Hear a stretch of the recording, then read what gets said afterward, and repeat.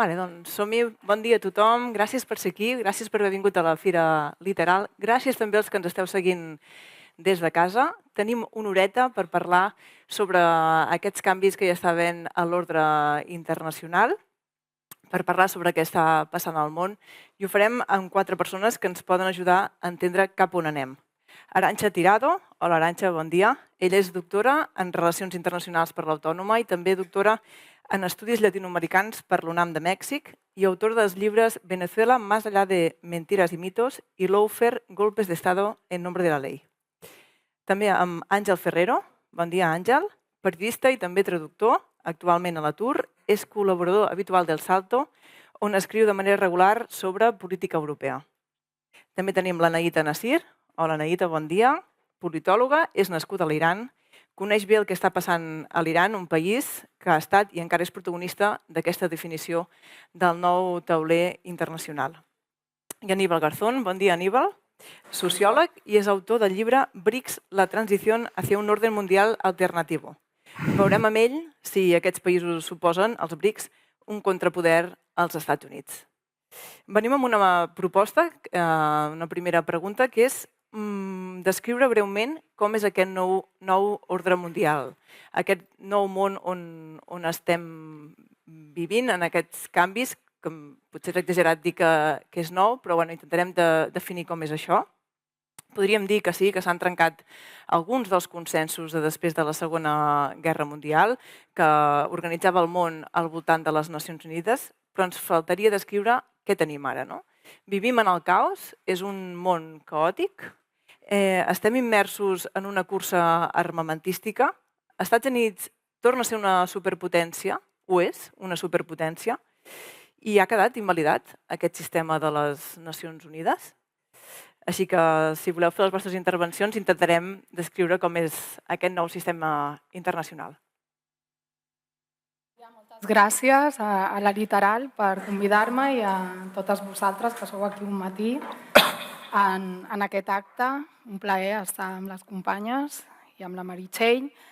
Bé, si estem en el caos, això és el que dirien els analistes de relacions internacionals de l'àmbit realista, la teoria realista, que sempre han dit que el sistema internacional és anàrquic i és caòtic i no es poden fer regles. De totes maneres, el que hem vist és que aquestes regles que es van establir després de la Segona Guerra Mundial, que sempre han estat irrespectades, podríem dir, de manera més subtil per part de la potència hegemònica, dels Estats Units, sobretot després de la Guerra Freda, ara mateix ja no es respecten en cap sentit. Per què? Perquè el que en realitat estem vivint des de fa dècades, no és nou, el que passa és que amb la presidència de Donald Trump s'està accelerant aquest procés, és un declivi hegemònic d'aquesta superpotència als Estats Units enfront de l'emergència de la Xina, la nova superpotència del present i segurament del futur.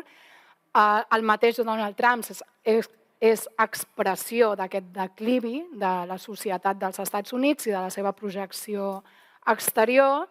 I el que veiem també és unes transformacions que abans passàvem com amb una velocitat de placa tectònica, molt a poc, i que ara mateix veiem que tot passa molt de pressa, amb molts fronts oberts, amb aquesta lògica accelerada que ens porta a una suposada multipolaritat, que es fa molt de ressò a la premsa, es parla molt, estem a la multipolaritat, de vegades com un sintagma una mica buit de contingut o sense cap sentit crític sobre el que hi ha al darrere d'aquest nou repartiment de poder, perquè es confon antiimperialisme amb multipolaritat o amb anticapitalisme, i en tot cas el que tenim és un procés accelerat cap a un futur que no sabem on anirà. Pressuposem que suposarà la transformació de l'hegemonia, és a dir, hi ha una transició hegemònica cap a la Xina, però no sabem com s'establirà la relació amb el sud global, quin paper tindrà aquest sud global, si la Xina serà part d'aquest sud global o serà una altra cosa. En tot cas, un moment, alguns dirien interregne, incertesa, cap a un món que també hem de dir, l'estem construint, no? Tot i que sembli que el fan altres, el podem construir també, totes nosaltres. Vale, Anaïta. Bon dia, gràcies. Sí que és cert que aquesta multipolaritat, que al final és una paraula que avui en dia es fa servir molt, a part hi ha una competència entre tots aquests polos que no se saben qui emergerà o no i des d'on, i hi ha una militarització exacerbada. I dintre d'això el que es demostra és que tots aquests conflictes que semblen aïllats, en veritat, són manifestacions d'una expressió molt més profunda, una disputa pels recursos estratègics. És a dir, les rutes comercials i logístiques, Hormuz és el cas més flagrant, o bé de les dades i de les infraestructures digitals i fins i tot del control de les fonts d'energies fòssils, perquè encara tenen un llarg recorregut. I a part d'aquesta multipolaritat que els estudiosos de les relacions internacionals sempre pensem solament en estats, hem de ser conscients que existeixen nous actors que no són estats i que tenen inclús més poder que els estats. Estem parlant de corporacions tecnològiques que al final del dia no rendeixen comptes a ningú, o aquests fons financers internacionals que sí que condicionen polítiques públiques perquè controlen el deute. I finalment, per posar una mica de les milícies armades, com Hamas o Hezbollah, que es converteixen en actors que avui en dia també juguen un paper molt important en les relacions internacionals. Tot s'ha de dir que sempre, sempre, el qui perd, com sempre, és la població civil. A veure, en aquesta mena de debats i d'articles que es venen publicant d'uns anys cap aquí, sempre trobem unes paraules que repeteixen, no? Un nou desordre mundial, una nova formació que desconeixem, etc. L'Arantxa ha mencionat més d'una vegada una paraula que jo crec que sí que hauríem de tenir molt en compte, que és acceleració, no? Que és aquesta sensació que tenim de que les coses van accelerant. Jo crec que això hi contribueix d'alguna manera, ho alimenta també els mitjans de comunicació, l'ecosistema de mitjans de comunicació que tenim, que sembla dissenyat pràcticament per consumidors de metamfetamina, perquè tot ha de ser molt ràpid, ha de ser immediat, la reacció, com s'informa, etc. I contribueix a aquesta percepció. Fa un mes també vaig coincidir amb l'Arantxa a la presentació del darrer número de la revista Catarsi, i allà vam fer èmfasi en una cosa que aquí també crec que hauríem de fer, que és situar tots aquests esdeveniments en una perspectiva històrica. Tot i que tinguem aquesta percepció de que les coses es van accelerant, molts d'ells són tendències i corrents de fons que venien des de fa temps enrere. Abans d'entrar, estaven comentant tu, pensem, per exemple, em venen al cap moltes coses. Quan es parla, per exemple, de les Nacions Unides i com s'ha anat relegant el seu paper, no és una cosa que hagi passat amb Trump, és una cosa que ve de molt temps enrere, de quan els Estats Units, per exemple, va obviar el Consell de Seguretat de l'ONU i amb els bombardejos de l'OTAN. S'ha esmentat el cas del rearmament de la Unió Europea. Hi ha unes declaracions de Barack Obama, si no recordo malament, del 2016, d'alguna manera animant a la resta d'estats europeus que augmentessin els pressupostos de defensa i el PIB destinat a defensa, i posava com a exemple a Estònia i Polònia, unes declaracions que podria dir perfectament el mateix Donald Trump. Per tant, no ens trobem davant de signes negres, sinó de corrents de fons que d'alguna manera s'han anat accelerant també pels canvis polítics que hem anat tenint. Primer de tot, gràcies per la vostra assistència. Complementant els tres companys i companyes, jo crec que hem de fer com una línia temporal d'anàlisi històric. Això de bipolaritat, que va néixer una miqueta després del Pacte de Bretton Woods, la Unió Soviètica, un bloc socialista, un bloc capitalista, que la Unió Soviètica hi entrem una unipolaritat clara i contundent d'Estats Units, on va violar el dret internacional. És que molts cops es parla de Donald Trump, però jo recordo Bush, amb Guantánamo, en què va fer la guerra d'Iraq, que va ser il·legal, una guerra d'Iraq il·legal, i a més França va dir que no pels seus interessos petrolers en Saddam Hussein, no és que siguin aquí els dels drets humans, i llavors a vegades aquest mediaticisme que n'hi ha amb el tema de Trump, pensem que Estats Units és una nova fase. Obama va fer 7 guerres al moment, el Premi Nobel de la Paz. Llavors jo crec que hi ha una línia temporal on queda que Trump és un icona més d'aquest establishment entre Partit Demòcrata i Partit Republicà dels Estats Units, on ara mateix veuen una cosa que no feien 20 anys, fa 20 anys, en la invasió d'Iraq, que és que hi ha una contrahegemonia que és Rússia i Xina. Rússia ha viscut sobretot un procés que parlarem de desdolarització, perquè la guerra d'Ucraïna estan finançant amb diners de Rússia, d'abans que estaven aquí a Occident.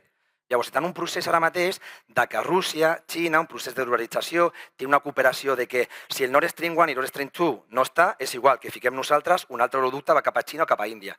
Per això el tema dels BRICS és interessant i a vegades diuen ja, Aníbal, però això no és l'alternativa del socialisme. N'hi ha canvis de multipolaritat perquè està canviant. I molts països del sud, i jo suposo que anirem parlant perquè aquest era un minut de presentació, com el tema de Sahel, que ràpidament veuen processos de descolonització a Àfrica que fa 20 anys estaven allà orfes d'on anem i ara l'altre dia, intents a Níger i estaven els russos. Crec que les relacions internacionals són importants. O Burkina Faso el 80 aniversari contra el nazisme i cap polític europeu. Crec que és important en la multiculturalitat entrar, i anirem parlant, tema econòmic, polític, cultural i moltes relacions, sobretot, de trencar aquesta visió eurocentrista que nosaltres mateixos tenim una mentalitat, sempre critico, colonial. Perquè jo visc en el sud, Amèrica Llatina, a vegades anaves com l'europeu. I jo crec que hem de trencar moltíssim les relacions internacionals, intentar desemmascarar com funcionen i pensar i sobretot i posar en dubtes molts mitjans de comunicació perquè no n'hi ha pluralitat en aquest país en política internacional. Amb tot això que esteu comentant, ja veiem que s'està posant sobre la taula que hi ha un tema ideològic i un tema econòmic, no? Però què és el que té més pes en aquest nou món? Més la ideologia, ho hem pogut veure tant a Palestina com a Ucraïna, com a la guerra dels Estats Units i Israel contra l'Iran i el Líban, la ideologia ha tingut molt pes. Però quin altre pes té l'economia i aquestes guerres a qui beneficien? És tot una mica complex, però a veure si ho podem arribar a desgranar una mica, no? Quin pes té cada cosa i a qui pot beneficiar? Com vulgueu. Si voleu. Una mica ja l'Anaïta introduïa un element cabdal per entendre,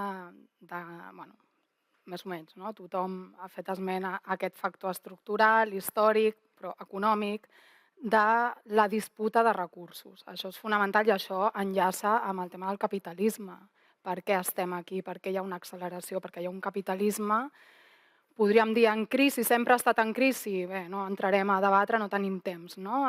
Si la crisi actual prové des dels anys 70 o té a veure més amb la de 2008 o és estructural dels inicis, en tot cas, un sistema econòmic que té en la seva ideologia el guany immediat i la competició, aquesta lògica de jo he de guanyar i la resta han de perdre. I aquesta maximització d'interès per part de l'Estat, que és sempre i encara, malgrat aquestes corporacions, necessari per elles, per l'acumulació de capital i per l'expansió i la projecció dels interessos d'aquestes corporacions, tot i que no siguin ja tan nacionals com abans, perquè estan composades de capital de diferents països. Això parla, i ho veiem també amb l'aliança que han fet amb el Donald Trump ara mateix, això parla del moment en el que som, on hi ha una disputa molt clara pels minerals crítics necessaris pel desenvolupament del capitalisme, també per la transició energètica, en la qual el capitalisme ha d'entrar si no vol autodestruir-nos, que estem en això, la humanitat, la crisi ecològica de fons, i això sí que és un punt d'inflexió i que dona pes a aquesta idea de l'acceleració i de la dèria, no? Que sembla que hi ha de buscar sortides en una competició una mica desaforada, no? Pels hidrocarburs, que es veu en molts escenaris, no només a Veneçuela, a l'Iran, a Àsia Occidental, amb la disputa amb la Xina, amb Rússia, Groenlàndia, etc. És a dir, un mapa de disputa d'aquestes rutes, d'aquests minerals crítics que controla la Xina principalment, terres rares, amb fons de crisi medioambiental i no es pot deslligar, òbviament, la ideologia d'allò econòmic, perquè allò econòmic té ideologia. És a dir, ens van intentar, i amb això tanco, vendre la idea que la guerra, la participació d'Europa a la guerra d'Ucraïna era per als valors, per la defensa dels valors europeus. Bé, la geopolítica, la geoeconomia no funciona, sí té uns valors, no? I podem ficar el tema ètic, però també és un tema de debat ètic, doncs, decidir fer un genocidi a plena llum del dia i que no tingui cap conseqüència, no? Tot i que ho podem dir així, que em perdoni algun filòsof, falta de moral, no? Però bé, són uns valors determinats, evidentment, però aquests valors intrínsecs al capitalisme són els que van de la mà d'un sistema que està reaccionant. Àngel. Sobre el paper de les ideologies i quin paper juga l'economia és una pregunta, evidentment, clàssica i que d'alguna manera també mereix un debat per si mateixa. La relació vindria a ser que la ideologia d'alguna manera justifica i reforça les decisions polítiques, econòmiques. Ja s'ha esmentat més una vegada la qüestió de les matèries primeres. Com que els mitjans de comunicació tendeixen a destacar molt més les ideològiques, jo acostumo, i veig que els col·legues de la taula també ho han fet, a posar l'accent en les segones. Si anem una mica més enrere, abans del 2008 hi havia, potser ho recordeu, qui deia que el capitalisme s'havia estabilitzat, que havia superat les seves crisis internes, que havia assolit fins i tot la capacitat de corregir les desigualtats que generava, etc. No és això el que va passar, però també, com deia a la primera resposta, no era un fenomen nou, perquè ja anys abans, potser també ho recordareu, Francis Fukuyama va proclamar la fi de la història, que avui s'ha convertit en una mena de romana recurrent. Des del 2008 hem encadenat unes quantes crisis i cap d'elles s'ha resolt satisfactòriament, la qual cosa va portant-nos a poc cap a la situació present. El tema de les matèries primeres, jo recordo fa uns 20 anys, hi ha un autor força interessant, que era Michael Tekler, que parlava de com la localització geogràfica d'aquestes matèries primeres i molt clarament els combustibles fòssils posava a determinades regions i països en el punt de mira de les grans potències en la mesura que aquestes matèries primeres no són renovables i són claus per als processos industrials. I en aquestes dues dècades el que hem vist és que això s'ha repetit una vegada i una altra. Més interessant és com han anat justificant-se totes aquestes ingerències i intervencions. No, evidentment, perquè cap estat reconeix que declara una guerra per apoderar-se de recursos naturals dels altres o per controlar les rutes comercials que les porten cap a Europa o als Estats Units, sinó que el que hem vist ha estat que aquestes intervencions s'han presentat als mitjans de comunicació a la ciutadania com una manera de promoure la democràcia, com es va fer en el cas d'Iraq, acabar amb dictadures, canvis de règim, etc. I aquí s'ha de dir que quan l'administració que governa als Estats Units és republicana, com ara mateix, doncs aquest discurs és molt més elemental, fins i tot és Gruyère. Donald Trump ha dit clarament que molts cops es fiquen a un país per apoderar-se del petroli, però quan l'administració que governa als Estats Units és demòcrata, aleshores ens trobem un discurs molt més sofisticat, perquè es canalitzen molts diners i recursos, de manera molt més discreta, òbviament, cap a la creació d'una xarxa de mitjans de comunicació locals, d'organitzacions no governamentals, d'escoles de formació polítics, etc.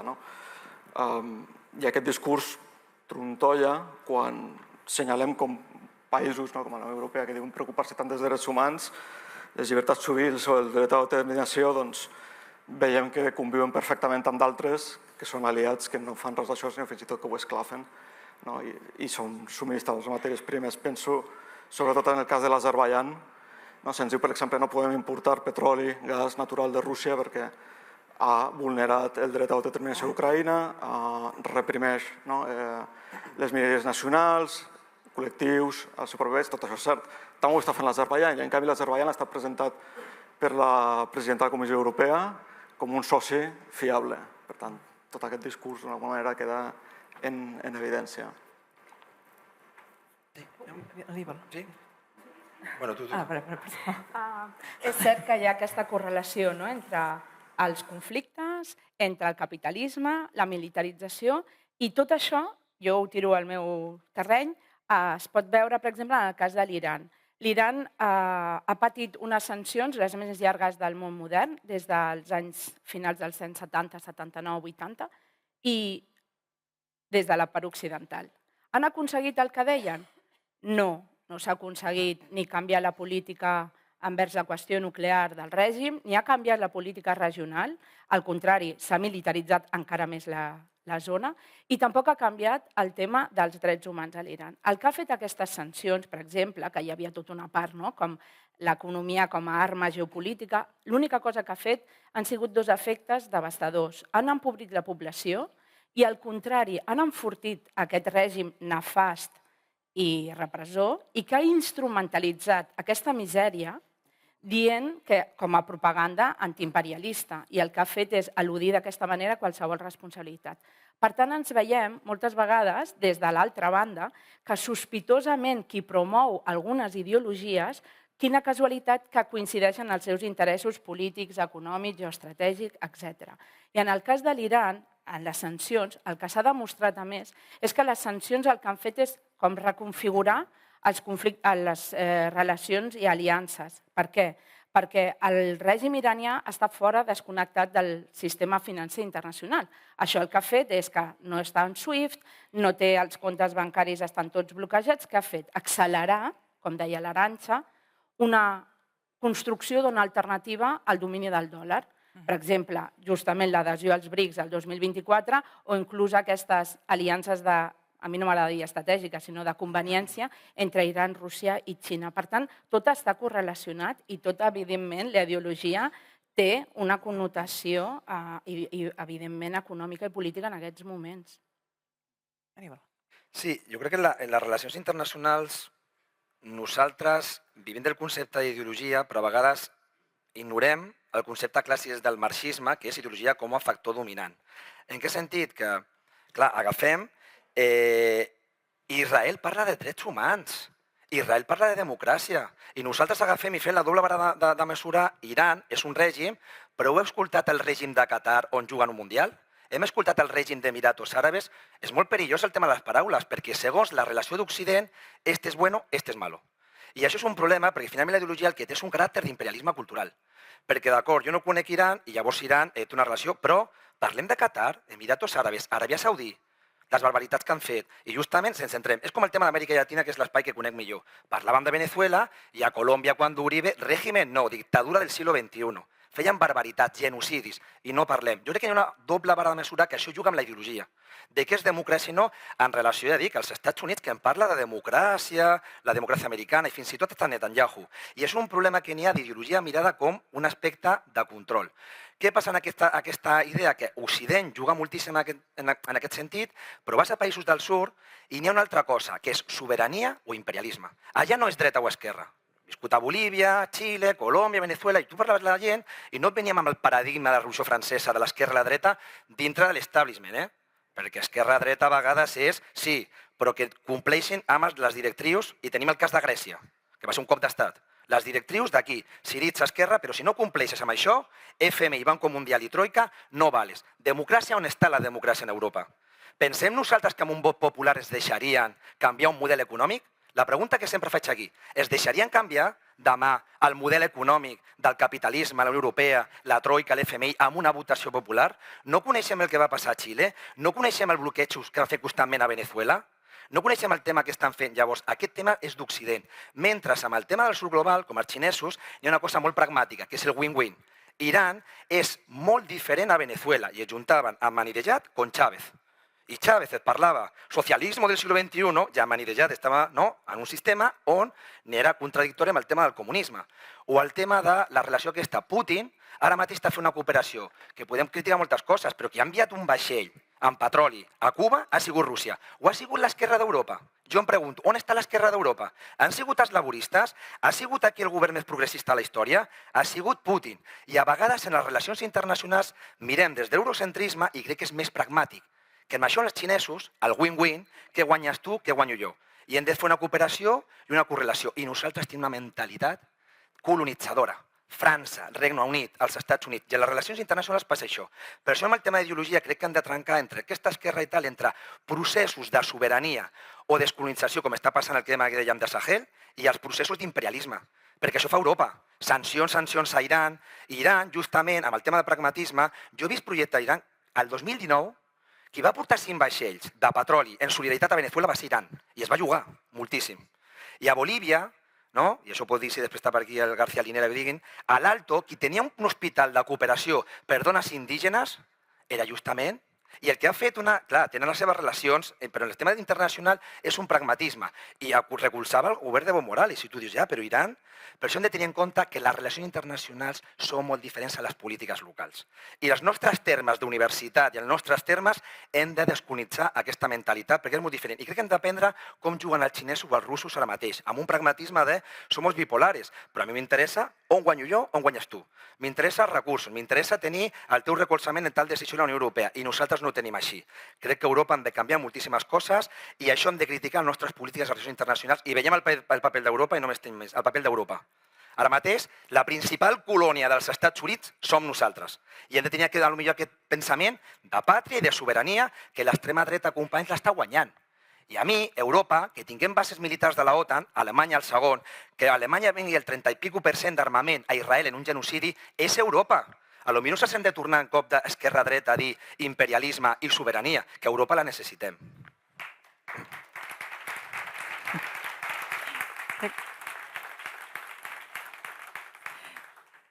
Crec que sap... volies intervenir? Sí. El que passa és que, a veure, la contrahegemonia, que és el que construeixen països i estats i potències que no necessàriament coincideixen ideològicament, i l'antiimperialisme no necessàriament és revolucionari si no hi ha un contingut ideològic que reprengui el que des de l'esquerra s'hauria de defensar, que és un posicionament socialista.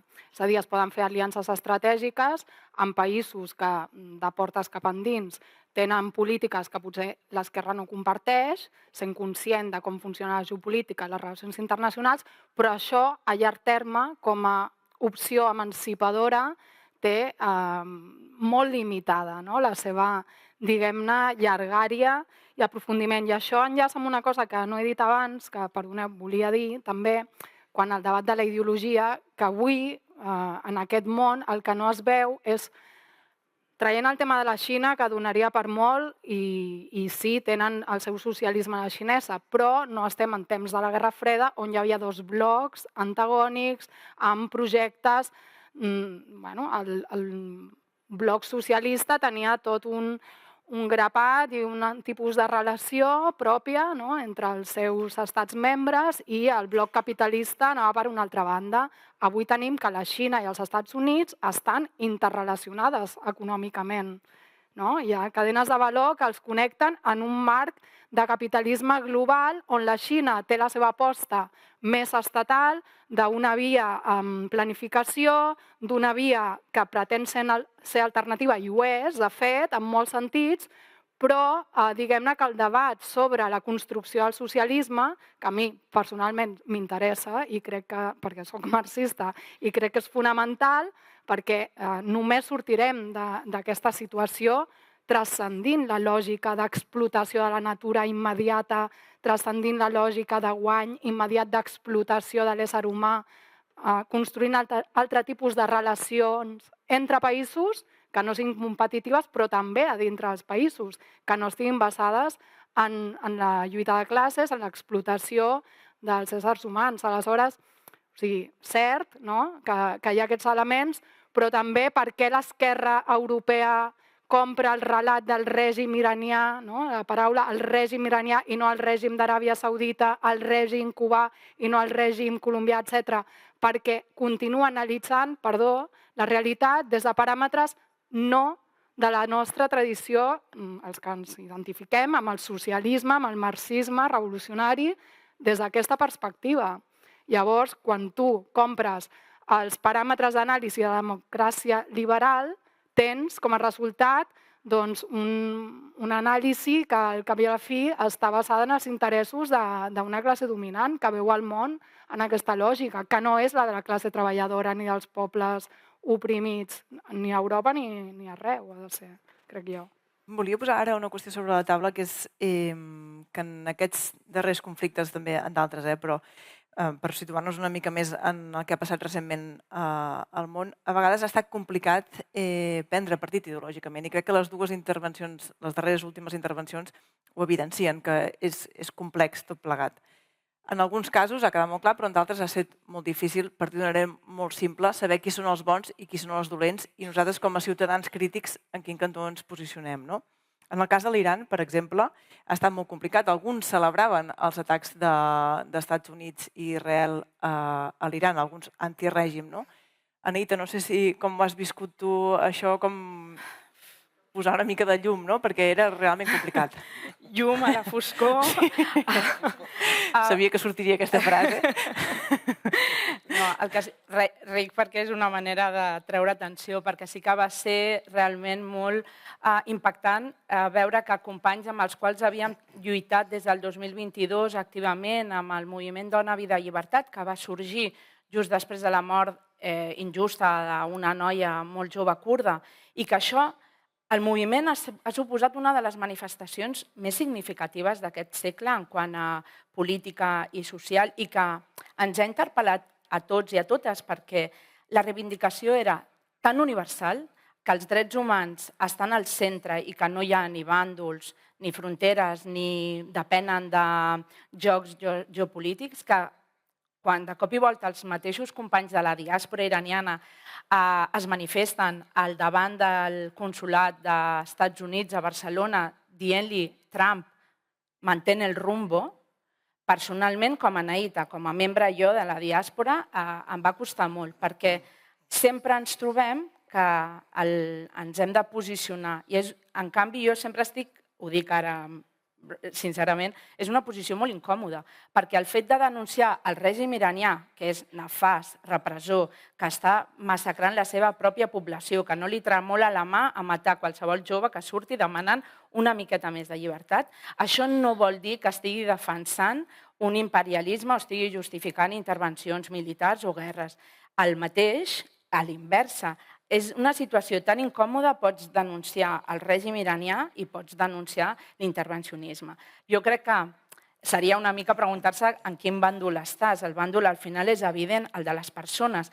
El de les persones que estan atrapades amb aquestes estructures de poder, no? I que la seva vida es juga en nom de el tauler geopolític, la sobirania, la seguretat, l'economia, la ideologia.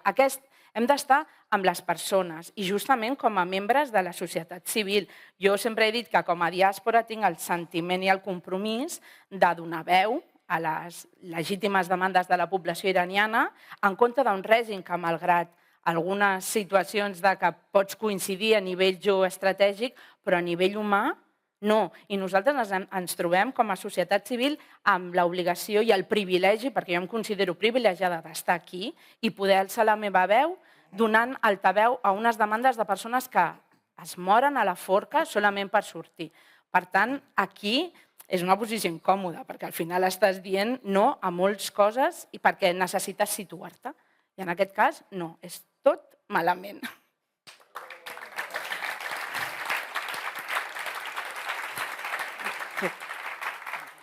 Jo volia fer una cosa que sé que als moderadors no us agrada gaire, que és en comptes de respondre, reflexionar sobre la pregunta mateixa, d'alguna manera ja ho han fet tant l'Aníbal com l'Arantxa, intentar matisar-ho, que és que crec que no es poden reduir conflictes complexos, com es fa massa sovint, per desgràcia, en aquest país, a una lògica esportiva. El nostre bàndol versus el seu bàndol, hem de prendre una posició, no hi ha una escala de grisos, no hi ha una zona de grisos, etc.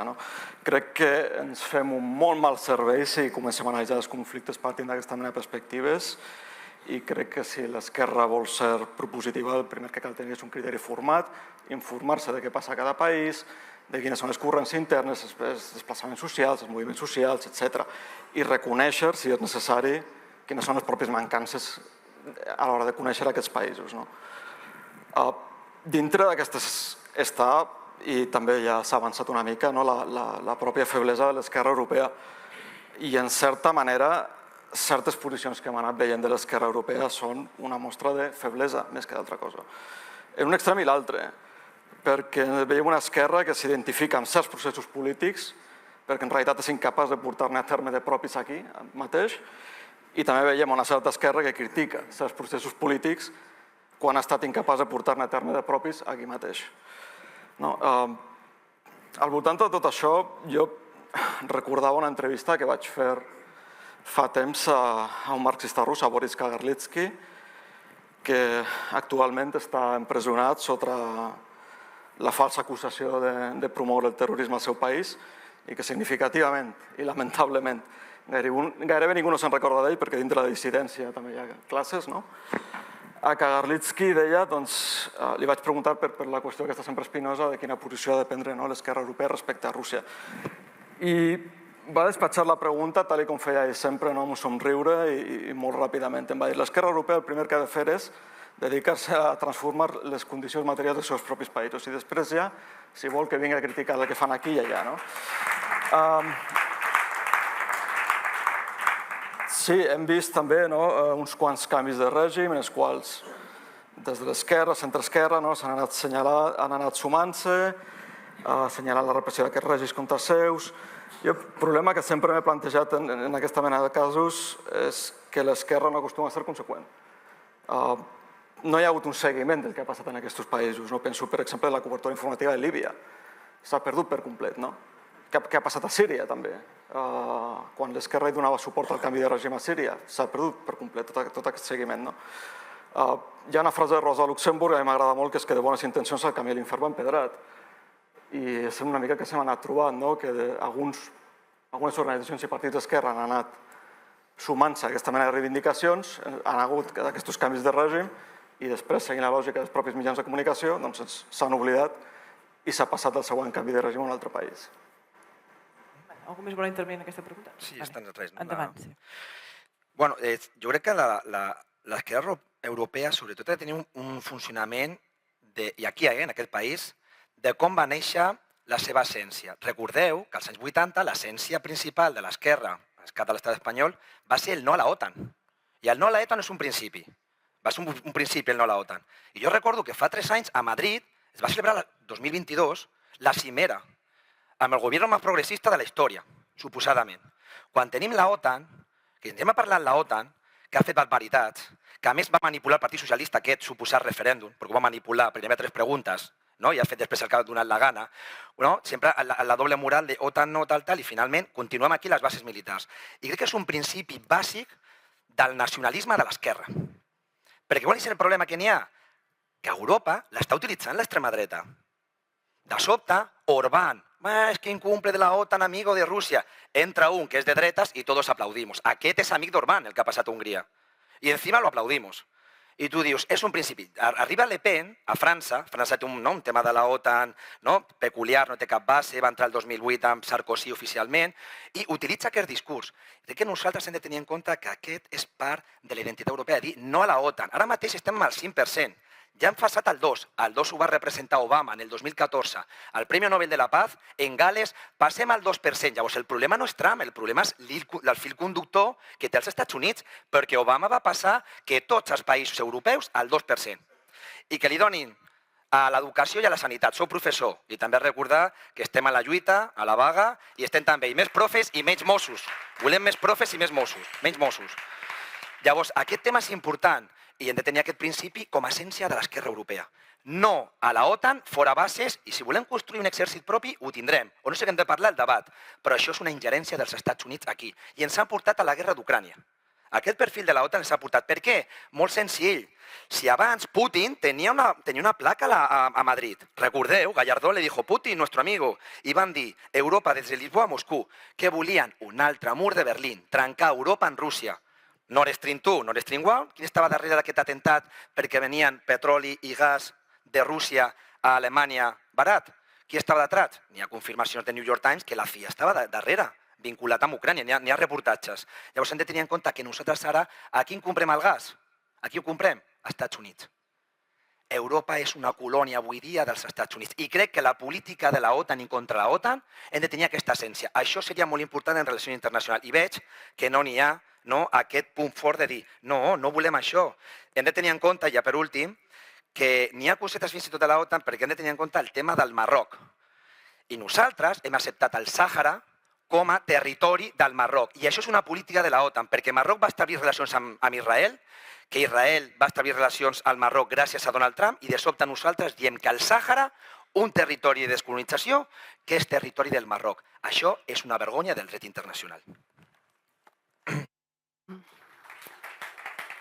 Fa dècades el Jean Bricmont va fer un llibre parlant de l'imperialisme humanitari, que era com la línia discursiva d'aquell moment dels Estats Units per justificar les seves intervencions de l'OTAN a l'ex-Iugoslàvia i d'altres parts. Ara ja tenim un imperialisme sense careta, que no li cal aquest discurs, però és la paradoxa que certa esquerra continua caient en el parany de fer una anàlisi dels conflictes geopolítics i de la realitat d'altres països que sovint desconeix des d'una perspectiva ètica que els mitjans de comunicació amb els seus interessos econòmics, no, de les corporacions, geopolítics, etc., transmeten a la societat, però ells no tenen aquestes coordenades d'aproximació a la política internacional ni a la realitat dels països. Som certa esquerra una mica perduda, la que compra aquests discursos i que acaba opinant per sobre les seves possibilitats, sobre tants països, no? Sobre l'Iran, sobre Veneçuela,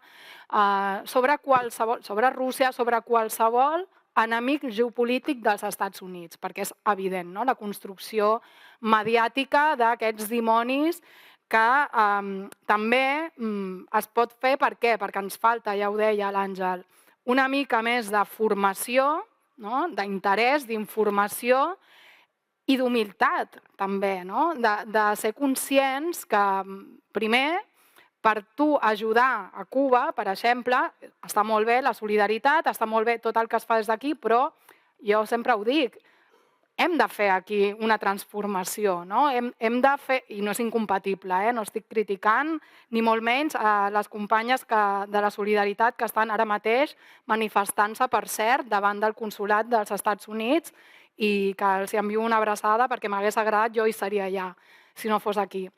Però, en essència, sigui el país que sigui, la millor manera d'ajudar sempre és transformar, el que deia aquest company marxista. I des de fora, que estem en una situació efectivament difícil perquè ens obliguen a posicionar-nos en una lògica binària on en debats mediàtics no hi ha marge pels matisos, a més, si dius una cosa diferent ja et posen a les antípodes, o si dius una cosa que vagi contra del consens hegemònic, ja et marginen o el que sigui, no es poden fer crítiques, que potser no ens cal a nosaltres fer aquesta tasca de crítica, no? L'han de fer les esquerres als respectius països, però si vols ajudar, almenys aporta en allò que no vagi en contra de l'alliberament o de l'aprofundiment de l'alliberament d'aquests països. I el que veiem sovint és que és difícil trobar aquest equilibri, i també perquè hi ha un xantatge, després també s'ha de dir, no? Ja és molt fàcil acabar dient que tothom que no és d'acord amb no sé què és agent de l'imperialisme o és un eurocèntric o és no sé què, no? Tampoc. O sigui, estem en una situació delicada, però bé, crec que al final una mica d'humilitat, intuïció i sobretot el que queda és de coherència que tinguis entre el que dius i el que fas. Ens queden 15 minutets i ens queden 3 temes per tractar encara. No tindrem temps, però aviam si podem aconseguir una intervenció almenys de cadascú. Encara hem de parlar de Veneçuela, de l'armament de la Unió Europea i de les Nacions Unides. Si voleu, llanço la pregunta de Veneçuela, intentem ser molt breus, que hem fet un plantejament des de ser crítics, com ens podem posicionar. En el cas de Veneçuela, per exemple, la situació que hi ha hagut arran d'aquest canvi de l'arrest de Maduro ha estat molt incòmode tant per xavistes com per antixavistes. Aquesta incomoditat que ha generat aquest canvi és una victòria d'Estats Units? Sí. Siguem molt breus, aviam si podem abordar tot, d'acord?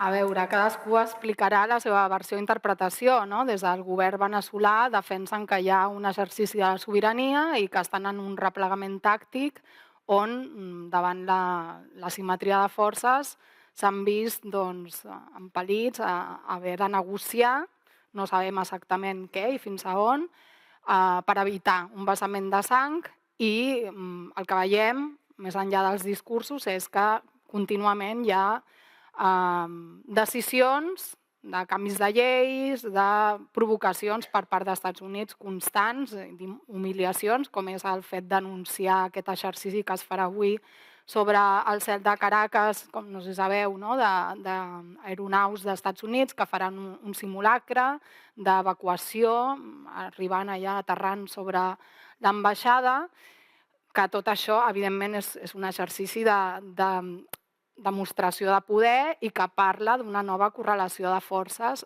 que té implicacions no només en la relació bilateral Veneçuela-Estats Units, sinó també que té implicacions geopolítiques mundials, perquè toca el que havia estat una avantguarda d'aquesta construcció geopolítica contrahegemònica que va liderar Hugo Chávez a l'Amèrica Llatina i el Carib amb aliances estratègiques, sí, amb l'Iran, amb Rússia, amb la Xina, etc., amb Cuba, i no és menor que Cuba estigui tan ofegada i estigui fent un creixendo l'ofensiva de Rubio i Trump ara mateix, en un moment en què han aconseguit separar aquesta vinculació tan i tan forta que tenien a Veneçuela i Cuba, perquè amb tocar Veneçuela es trenca també aquest pont d'aliança de resistència antiimperialista global, que tot i no ser revolucionari, anticapitalista,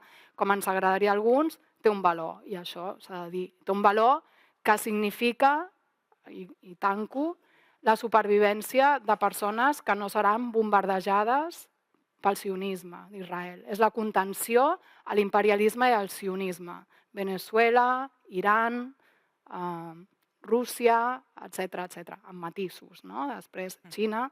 Aleshores, és un nou moment que veurem on va, però, evidentment, qui està guanyant, sembla, és Estats Units, sobretot perquè no té fre, no té contrapès obert. Una altra de les qüestions complicades en aquests canvis és el rearmament europeu, que era una cosa que estava molt continguda i que com dèiem, se n'encarregava una mica Estats Units. Anàvem a remolc d'Estats Units, però sí que es comença a fer molt evident. Parlàvem abans que ja fa anys que es demanava que Europa destinés més pressupost a l'armament i ara sí que veiem que cada cop gastem més diners en armes i inclús la indústria armamentística europea està en auge. Es parla de que les empreses tant espanyoles com catalanes comencen a pensar com poden tenir cabuda dintre aquesta nova economia. Com ha de ser la posició d'Europa davant d'això, en tot cas la nostra posició, i quin paper ha jugat Ucraïna en tot això? La guerra d'Ucraïna que va arribar i que la vivíem com tan propera, tot aquest discurs que hi havia al voltant de la guerra d'Ucraïna. Sí, el cas del rearmament a Europa és, evidentment, una cosa dramàtica, perquè jo recordo quan va començar tot aquest discurs, molt il·lusòriament, una certa esquerra deia que es podia i que fins i tot s'havia de donar suport a aquesta política de rearmament perquè era compatible amb els programes dels estats del benestar. Dic il·lusòria perquè, evidentment, és molt difícil portar a terme un programa de rearmament quan les economies europees estan pràcticament estancades, veient que és un creixement molt feble, 0,1-0,3%, i al mateix temps estan dirigides per governs de dretes, centre-dreta o neoliberals, en qualsevol dels casos, que no estan interessats en mantenir aquests programes. La traducció de tot això és, evidentment, retallades i programes d'austeritat, mentre el rearmament veiem que no està limitat per això. I en lloc és més visible que a Alemanya, on hi ha un límit d'endeutament constitucional i l'exèrcit ha estat exempt d'aquest límit. En el darrer pressupost, vaig llegir-ho l'altre dia i em sembla que és la millor il·lustració, saben que un de cada 6 euros es destinarà a defensa a Alemanya. I tot això mentre s'estan parlant, torno a repetir, d'introduir mesures d'austeritat, s'està parlant d'acabar amb la jornada laboral de 8 hores, d'augmentar bàsicament el que abans era la plusvalia, no en parlàvem en aquests termes. Pel que fa a Ucraïna, sí, és veritat que s'ha accelerat arran de la situació de seguretat que la guerra d'Ucraïna ha provocat, en la qual no puc entrar a això perquè no disposo de temps, nosaltres mateixos som en certa manera corresponsables. Però, com deia abans, no ve no només d'aquí. Ja he parlat abans, o ho he citat abans, aquelles declaracions de Barack Obama dient que Europa havia d'augmentar la seva despesa militar, posant com a exemple Polònia i Estònia. Si busqueu una mica, hi ha tot de papers, dels think tanks parlant de convertir Europa en el pilar europeu de l'OTAN. Fa uns dies el propi secretari general de l'OTAN, Mark Rutte, parlava d'una OTAN 3.0 que havia de complir amb aquestes funcions. Per què? Doncs ells mateixos ho explicaven, perquè d'aquesta manera... El problema estratègic dels Estats Units és que no pot lliurar, diguem-ho així, 3 guerres en 3 fronts diferents de manera simultània al mateix temps. No pot estar ocupant-se del que abans deia que era el seu pati del darrere, a Amèrica Llatina, no pot estar lliurant guerres a l'Orient Mitjà i contenint a Rússia i a la Xina. Són 4 fronts, no pot fer-ho de manera simultània. Aleshores, la seva idea era que aquest rearmament europeu d'alguna manera serviria perquè la Unió Europea es dediqués a contenir a Rússia i els Estats Units poguessin concentrar-se en la contenció del creixement d'Àsia de la Xina com a gegant asiàtic. Faig l'última pregunta i després, si voleu fer més intervencions en el temps que ens quedi, ho acabem de recollir. És sobre les Nacions Unides, perquè la guerra a Gaza ha suposat una mica més la fi del sistema de Nacions Unides, amb la política d'Israel davant de les Nacions Unides, una mica més. Ja havíem vist altres atacs anteriorment. Però també la pregunta és, som nosaltres qui ha de defensar el sistema de Nacions Unides? És un sistema que hi estem d'acord? Com ens hi hauríem d'aproximar davant d'aquesta caiguda, d'aquesta reculada? La ONU va néixer amb una firma de 51 països. Eren 91 en aquell moment, 51 països. Ara són 195. I aquests països entren en una estructura creada, però la realitat política i de relacions internacionals ha canviat. Llavors, no pot ser que estem en una estructura de 1945. Està estàtica, i llavors per què? Perquè Estats Units, a més Estats Units en aquell moment era el país fort perquè la Unió Soviètica, 25 milions de persones que van morir per defensar contra el feixisme i cap europeu després va anar a la celebració, però 25 milions, Europa destrossada i Estats Units, llavors la relació de poder és diferent. I això ve per al tema de la moneda. Va haver un debat que era si era necessari crear una moneda internacional, que va entrar al model de keynesià, una moneda internacional, o implementar el dòlar com a mecanisme internacional. Clar, Estats Units, que va sortir fort d'aquella guerra, a més amb les 2 bombes atòmiques no era necessària, vinga per allà, llavors aquest sentit va ser com el fort. I es va crear una Nacions Unides que té vinculació amb l'imperialisme nord-americà. Això està clar. Llavors, amb el tema és, s'ha de canviar? I tant que s'ha de canviar. Però s'ha de canviar perquè els països que han nascut nous volen tenir la representació. Llavors, tenim unes Nacions Unides on té organismes, no solament organismes, a part del Consell de Seguretat de l'ONU, que n'hi ha 5 països, la Índia és el més poblat, no té vot. No té vot permanent. Brasil, com a país d'Amèrica Llatina, el més poblat, també ho demana i tampoc. També un moment que deia Espanya i Alemanya, com a països europeus que no tenen representació. N'hi havia també crear una estructura en representació d'Àfrica, que són 50 o 51 estats de tenir també representació. Això no representa el món. No representa. Un de cada 7 persones és de la Índia i no tenen representació permanent, llavors no és democràtic. Però no solament això, també l'ONU ha de tenir en compte que té un model, a vegades sembla que sigui neutral drets humans, no, és un model econòmic i polític. L'FMI és de l'ONU i el Banc Mundial és de l'ONU.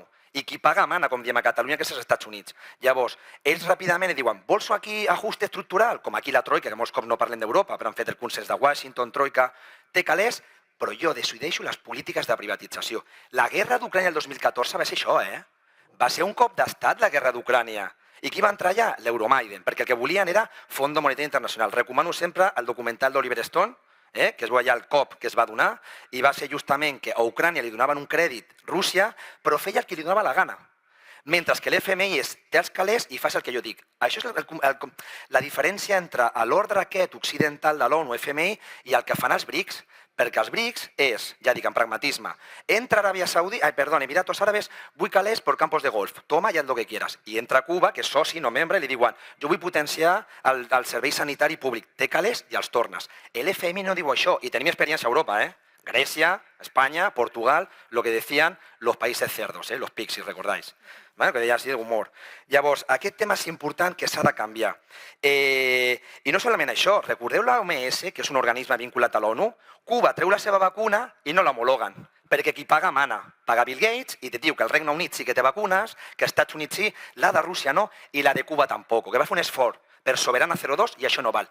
no és una estructura democràtica, és una estructura imperialista dominada des de Washington, creada en aquell moment, s'ha de canviar la participació de tots. Per això el món multipolar, una de les tendències és s'ha de reformar aquestes estructures. Tenim 5 minutets, si voleu, per acabar a fer una última intervenció. He parlat molt, no sé si... Vull dir alguna cosa més, No, però després... mira que he estudiat... Vinga, si voleu, fem... Qui vol parlar? Jo volia fer algun comentari, si vols, després tanqueu. He estudiat polítiques i hauria de ser molt realista, però és que al final, sentint-vos, també és com... Aquí falta posar el ser humà en el centre. Amb aquesta complexitat d'aquest món, l'única cosa que ens ha de permetre ser coherents intel·lectualment i la diferència d'estar aquí o estar aquí a baix és dir que s'ha de posar al centre la dignitat humana. És que estem parlant de les persones com si fossin peons d'un taulell geopolític i això fa molta ràbia quan arriba un moment en el qual veus que no pot ser que els que estan decidint estiguin parlant de les persones com el que no són. Per tant, tornem a posar al centre la dignitat humana, sisplau. Gràcies. Per tancar, ens estan demanant que acabem, però hem començat 5 minutets tard, robem un parell de minuts i acabem, d'acord? Sí, jo volia només afegir una cosa sobre la pregunta anterior quan parlàvem de la política de rearmament de la Unió Europea. L'Aníbal ho ha esmentat abans, la possibilitat d'un exèrcit europeu o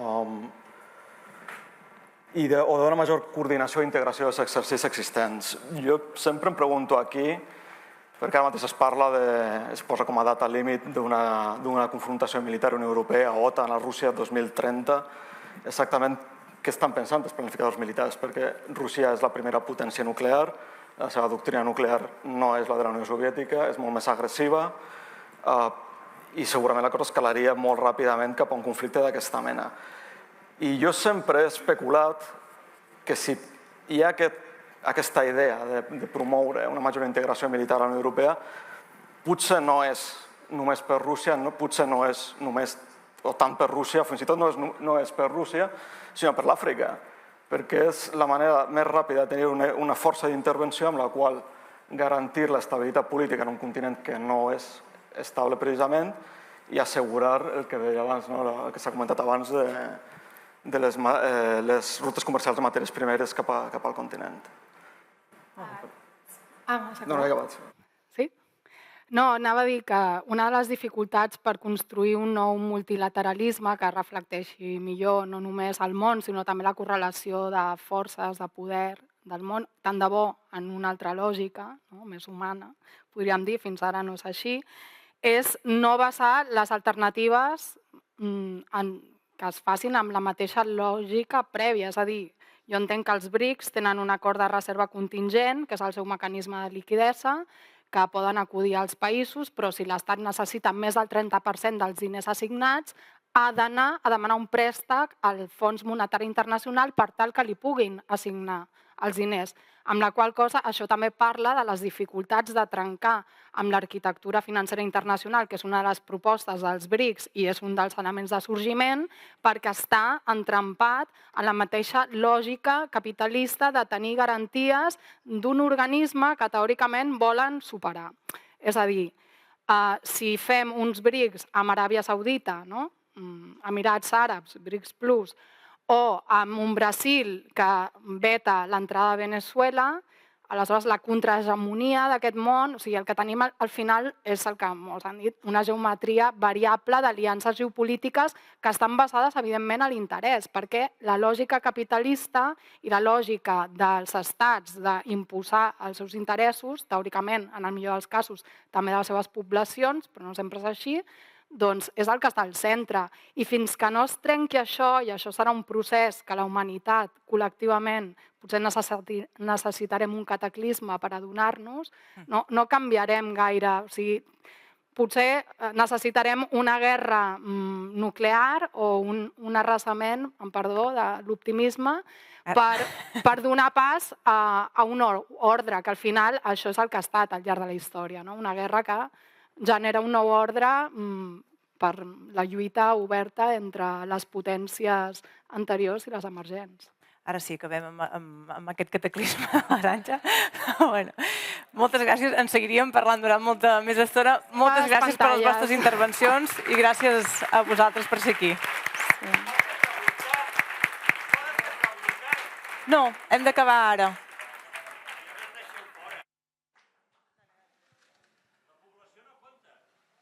Moltes gràcies. Ara buidarem la sala perquè el següent acte començarà a la 1 en punt.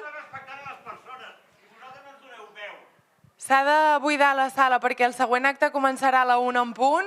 Òbviament el marc de la Fira Literal és un espai per compartir idees. Ara a fora podeu compartir totes les idees que vulgueu, però sí que us demanem que buideu la sala. Moltes gràcies.